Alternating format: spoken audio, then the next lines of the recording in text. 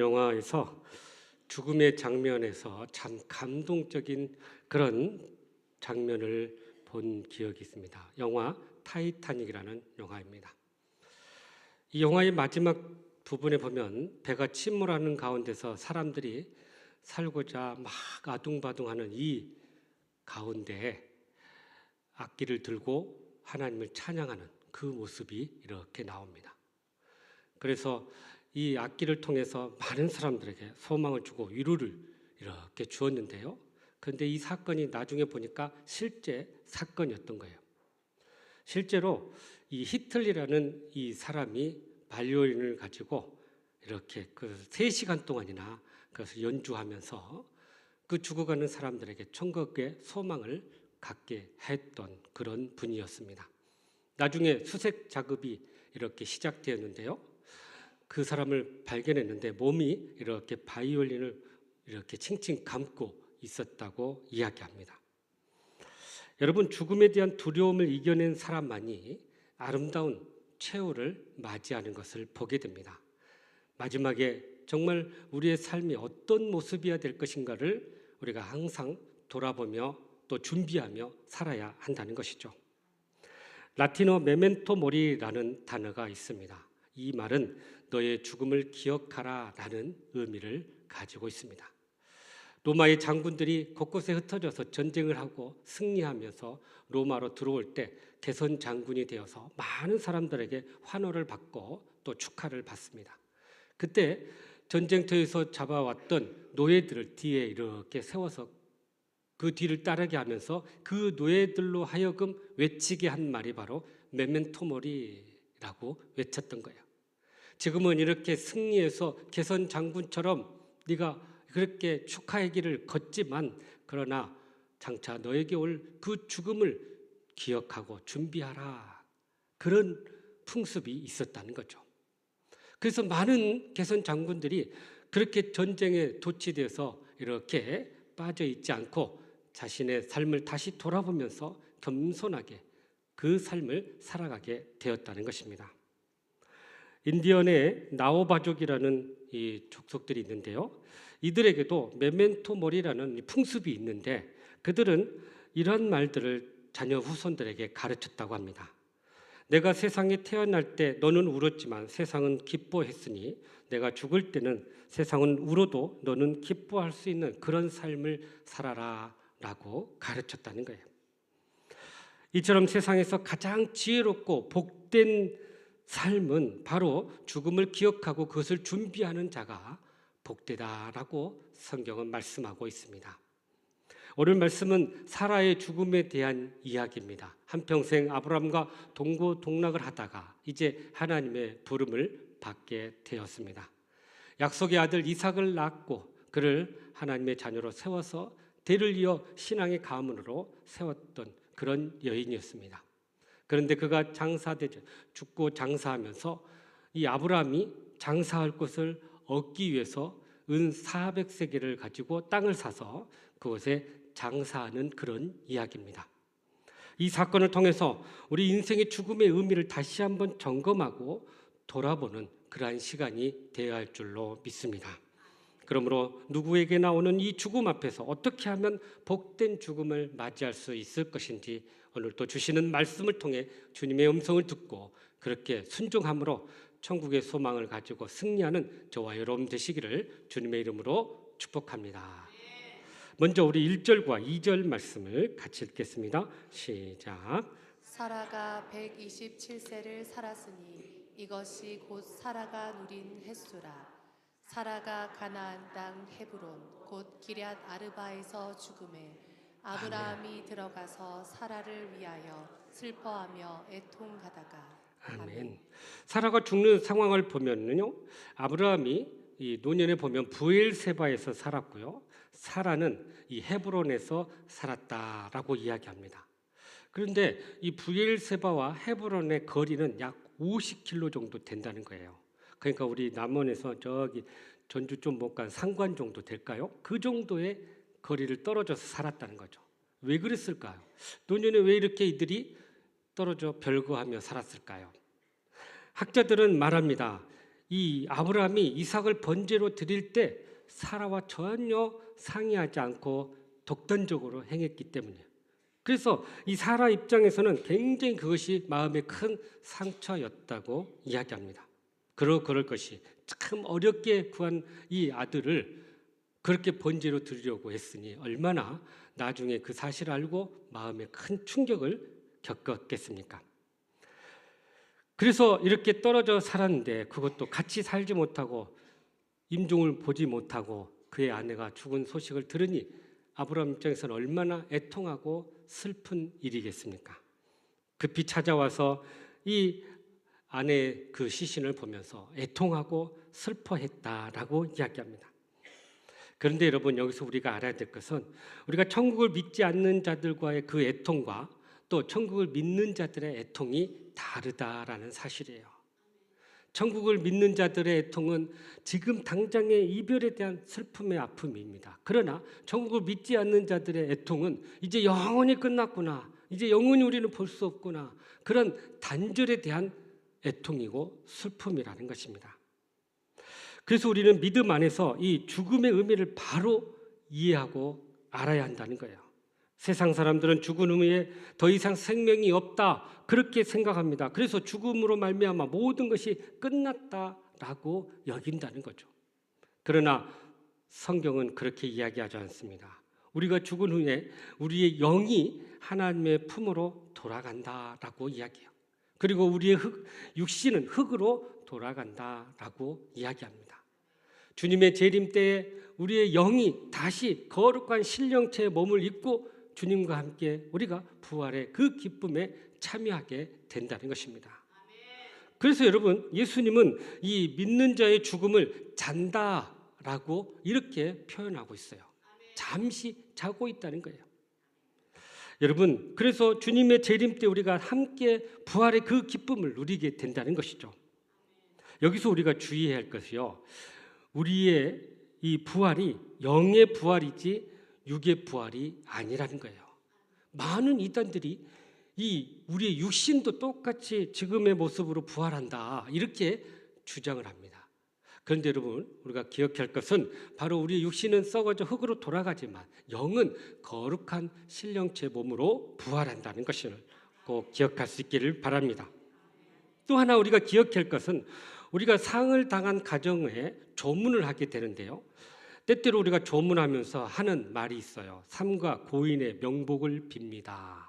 이 표현들을 우리가 줄곧 사용하는데 여러분, 이 의미를 정확히 알고 사용해야 돼요. 이게 무슨 뜻이냐면 우리가 마음을 담아서 돌아가신 분, 고인이 저승에서 복을 받기를 원합니다 라는 의미예요. 그러니까 이건 전혀 비신앙적인 의미죠. 저승에서 어떻게 복을 받습니까? 그래서 우리 믿음의 성도들은 위로의 그 주님을 소개하고 주님의 위로와 천국의 소망을 품으시기를 바랍니다 라고 이렇게 조문해야 한다는 것입니다. 중요한 것은 우리가 여기서 이 사라의 죽음을 통해서 사라의 인생을 한번 이렇게 돌아보게 됩니다. 사라의 나이가 127세였습니다. 적은 나이는 결코 아니었어요.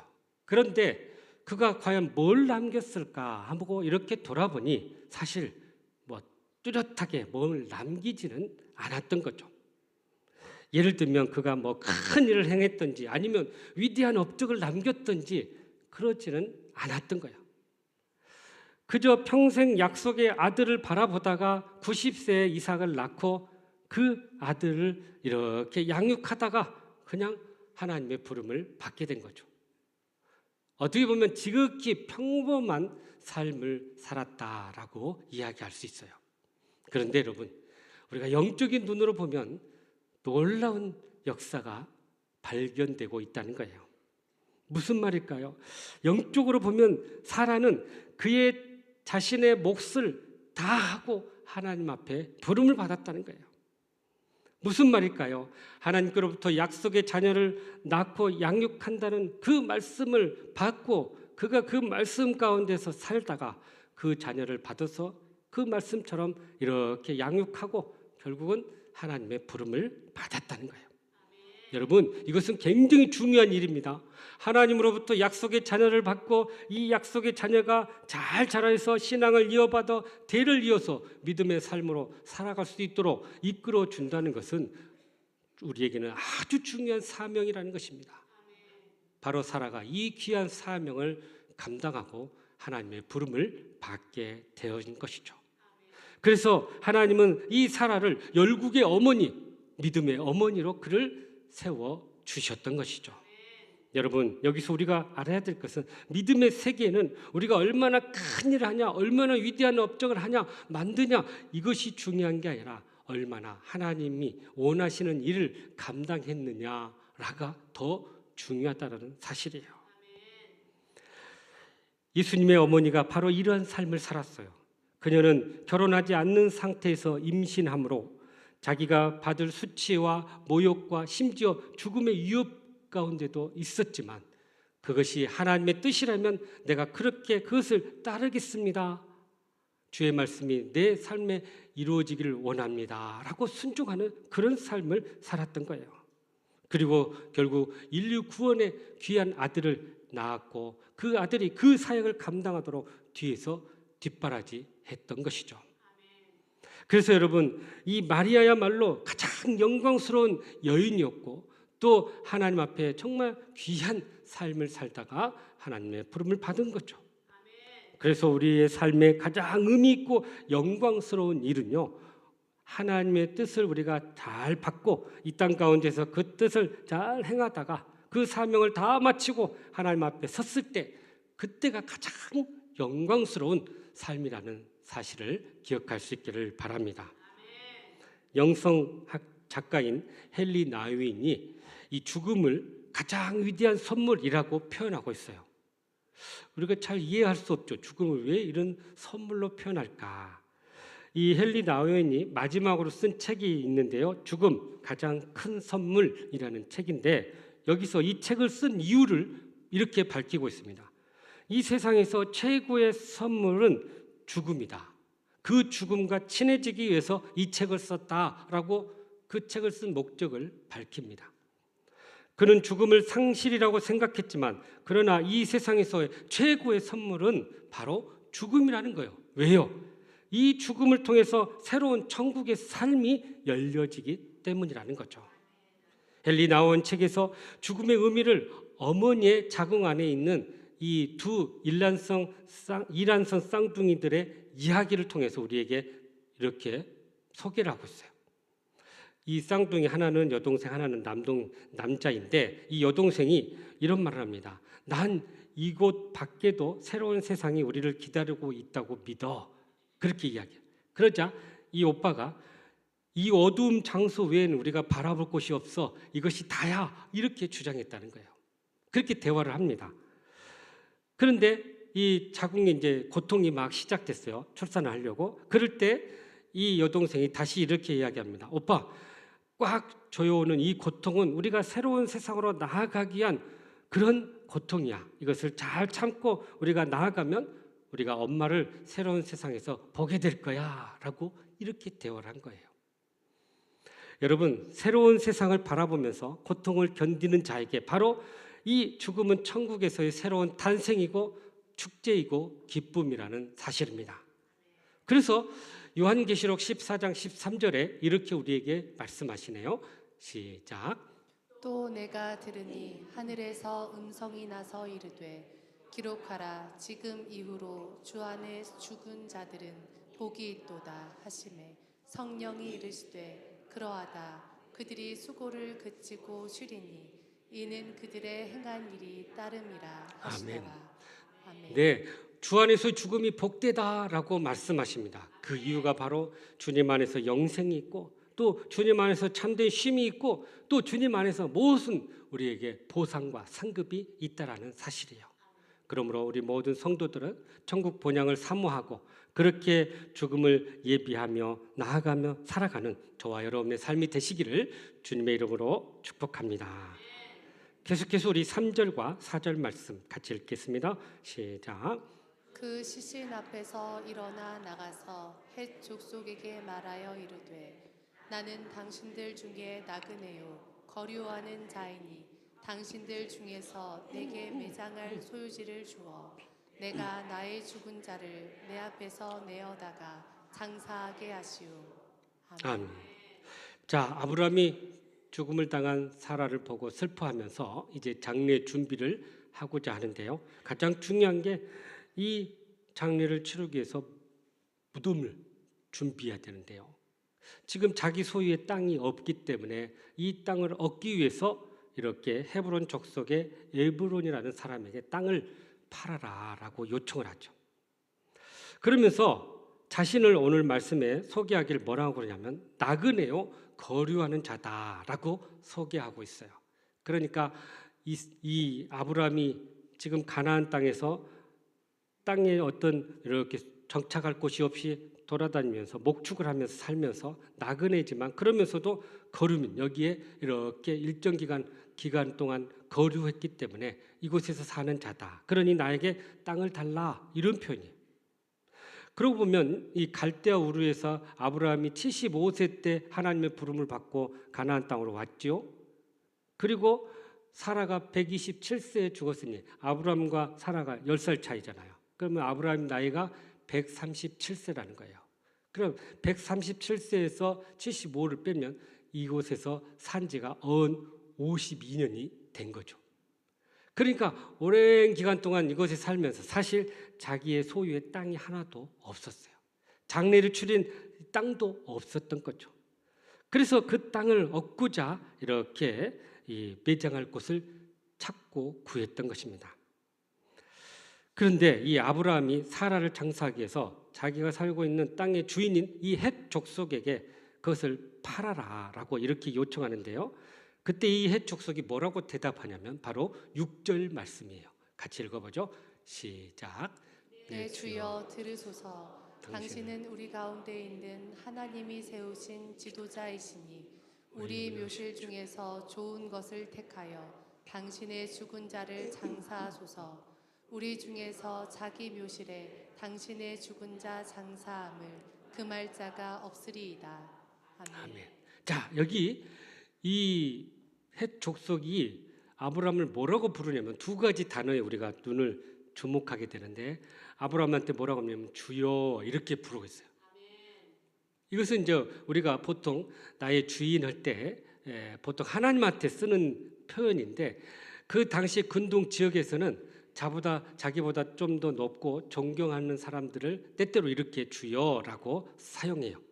그래서 예를 들면 아내가 남편한테도 사용하고 또 제자가 스승한테도 사용하고 또 어린 사람이 이렇게 어른들한테 사용하는 그런 표현이에요. 그런데 이 헷 사람이 바로 아브라함한테 주여라고 존경의 표현을 사용하고 있다. 이걸 우리가 보게 되고 또 하나는 아브라함을 뭐라고 부르고 있냐면 당신은 하나님이 세우신 지도자다. 이렇게 표현하고 있어요. 하나님이 세우신 지도자다. 하나님의 사람이다. 영어 성경에 보면은 하나님의 왕자, 프린스다. 이렇게 소개하고 있어요. 여러분 이건 정말 놀라운 표현이에요. 가나안의 원주민이 이방인인 아브라함에게 주여라고도 사용했고 하나님의 선지자 또는 하나님의 사람이다. 하나님의 왕자다. 이렇게 표현하고 있다는 거예요. 아브라함이 52년 동안 가나안에 살면서 어떻게 살았는가를 우리가 여기서 유추해 볼 수 있어요. 그 가나안의 거민들이 아브라함을 보고 이 사람 다르구나. 그래서 부르기를 주여 그리고 그를 하나님의 지도자로 불렀다는 거예요. 아브라함의 삶을 이 가나안 거민들이 인정했다라는 말씀입니다. 여러분 정말 우리가 세상 사람들로부터 어떤 평가를 받는가를 한번 돌아봐야 돼요. 내 집 안에 있는 가족들한테 또 내 주변에 있는 이웃들한테 내 직장에 있는 동료들한테 내 주변에 있는 성도들한테 과연 나는 어떤 평가를 받고 있는가. 아브라함의 평소의 삶이 하나님 앞에서나 사람들 앞에서 그렇게 신실한 믿음의 삶을 살았기에 이 거민들이 그를 주여 그리고 하나님의 지도자로 불렀던 것입니다. 우리가 예수님을 믿는 순간 우리는 매일매일 예수님을 주님이라고 고백해요. 그런데 그 전까지는 우리가 어떻게 살았어요? 내 인생의 주인이 나였기 때문에 내 뜻대로, 내 감정대로, 내 이익대로 그렇게 살아왔던 거예요. 그러니 이러한 죄된 모습들이 여전히 우리 안에서 드러나게 된다면 우리는 세상 사람들로부터 이러한 평가를 받기가 어렵다는 거예요.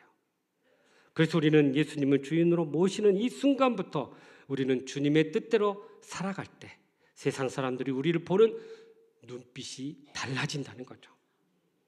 그래서 우리가 무슨 일을 결정할 때마다 주님의 뜻을 구하고 주님의 뜻대로 행할 때 주님도 우리를 인정하지만 세상 사람들이 우리를 인정하게 된다는 사실입니다. 그러한 삶을 살아가면 주님께서도 우리를 인정해 주시지만 이 세상 사람들이 우리를 귀하게 여긴다는 거예요. 야, 저 사람 다르구나. 예수 믿는 사람 다르구나 라고 반응하고 대우가 달라진다는 거죠. 어느 한 작은 마을에 한 장로님이 사셨어요. 농사를 짓기도 하고 또 이렇게 장사도 하시면서 교회를 열심히 섬겼습니다. 그러면서도 틈이 날 때마다 어려운 이웃들, 가난한 사람들을 이렇게 돌보고 물질적으로도 이렇게 나누어 주셨어요. 그러니까 마을 사람들이 그 모습을 보면서 야, 이분이야말로 진짜 예수 믿는 분이구나 라고 인정하기 시작했던 거예요. 심지어 교회 다니지 않아도 이 장로님 앞에 와가지고 문제가 있을 때마다 이렇게 상담하고 물어보셨던 거예요. 어떤 청년은 이 장로님을 통해서 이런 말을 합니다. 저는 교회 다니지 않지만 장로님을 보면 정말 하나님이 살아계신 것을 믿습니다 라고 고백했다는 거예요. 여러분, 그래서 외인들의 평가가 너무나도 중요합니다. 디모데 전서 3장 7절 말씀에 이렇게 우리에게 말씀하시네요. 시작. 또한 외인에게서도 선한 증거를 얻은 자라야 할지니 비방과 마귀의 올무에 빠질까 염려하라. 아멘. 외인에게도, 외인이 누구예요? 교회 밖에 있는 사람들, 믿지 않는 사람들, 불신자들, 그들에게도 선한 증거를 우리가 보여야 한다는 거예요. 또 데살로니가전서 4장 11절에서 12절에도 이렇게 말씀하시네요. 시작. 또 너희에게 명한 것 같이 조용히 자기 일을 하고 너희 손으로 일하기를 힘쓰라. 이는 외인에 대하여 단정히 행하고 또한 아무 궁핍함이 없게 하려 함이라. 아멘. 그러니까 외인에 대해서 우리가 인정을 받으려면 자기 일 성실히 하고 단정하게 행할 때 그들이 이렇게 인정하게 된다는 것이죠. 그래서 우리가 이 세상에서 우리가 복음을 전할 때요, 열심히 입으로만 전하는 것은 이제 지났어요. 인정하지도 않아요. 그럼 어떻게 해야 될까요? 우리의 삶으로 우리의 믿음을 드러내면서 그렇게 세상을 섬겨 나갈 때 그들이 진정 마음을 열고 주님 앞에 돌아오게 될 줄로 믿습니다. 여러분, 진정한 믿음의 삶의 이 영향력은 말이 아니라 행동으로 나타난다는 거예요. 진짜 전도는 말이 아니라 우리의 인격과 우리의 삶에서 나타난다는 것입니다. 그러므로 우리는 세상 사람들로부터 하나님의 사람으로 인정받고 또 그렇게 삶으로 하나님을 증거하는 저와 여러분의 삶이 되시기를 주님의 이름으로 축복합니다. 마지막으로 우리 12절 13절 말씀이네요. 시작. 아브라함이 이에 그 땅의 백성 앞에서 몸을 굽히고 그 땅의 백성이 듣는 데서 에브론에게 말하여 이르되 당신이 합당히 여기면 청하건대 내 말을 들으시오. 내가 그 밭값을 당신에게 주리니 당신은 내게서 받으시오. 내가 나의 죽은 자를 거기 장사하겠노라. 아멘. 자, 아브라함이 굳이 이 해족속들이 그냥 땅을 주겠다, 무상으로 주겠다 함에도 불구하고 그걸 거절하고 사겠다는 거예요. 그래서 얼마를 주고 샀냐면 은 400세겔이다라고 이야기합니다. 은 400세겔의 가치를 우리가 잘 이해하기 어려운데요. 여러분, 그 당시에 양 한 마리가 은 2세겔이었다는 거예요.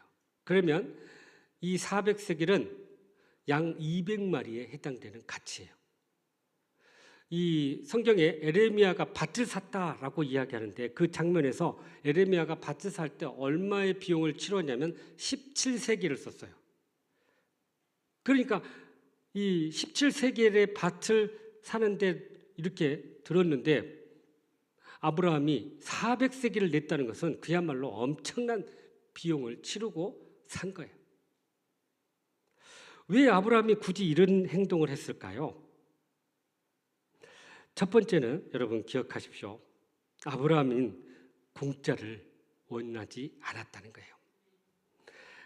우리가 은혜는 하나님으로부터 감사함으로 받지만 세상에서는요, 대가를 치르고 그것을 얻어야만이 진짜 그것이 내 것이 되는 거예요. 그래서 우리가 은혜로운 삶도 살아야 되지만 우리에게 주어진 모든 삶에 있어서 최선을 다해서 성실하게 땀 흘리면서 우리가 이 맡겨진 일들을 감당해야 하는 것입니다. 중국에 워낙 그 인구들이 많아서 이 자전거 인구들이 많답니다. 그래서 자전거를 타고 출퇴근하는 사람들이 많은데 어느 가게 앞에 한 사람들이 이렇게 자전거를 대기 시작하니까 사람들이 거기다 대고는 막 이제 일하러 가고 또 퇴근할 때 가고 그렇네요. 그러니까 이 식당 주인이 일을 할 수가 없어요. 거기 사람이 들어올 수 없도록 하도 많이 갖다 놓으니까. 그래서 그 문 앞에다가 막 경고성 문을 이렇게 붙였어요.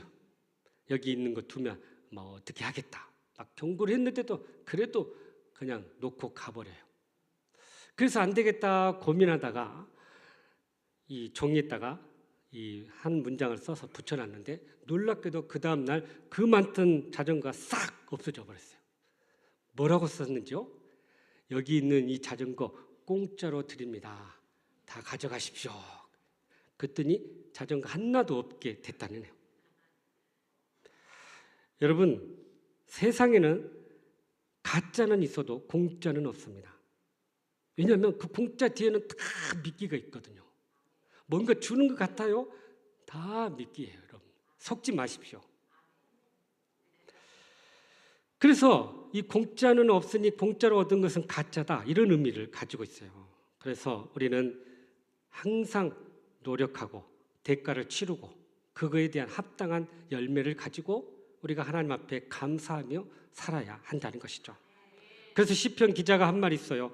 눈물을 흘리며 씨를 뿌리는 자는 기쁨으로 단을 거두리로다.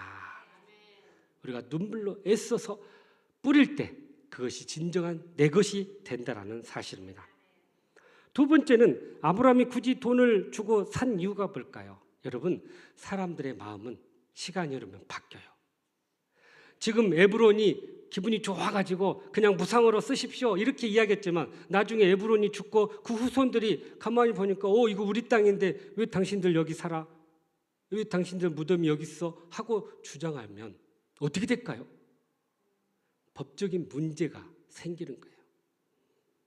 그러니까 사람들 마음은 그때는 좋을 수 있어요. 근데 시간이 흐르면 또 이것이 변하거든요.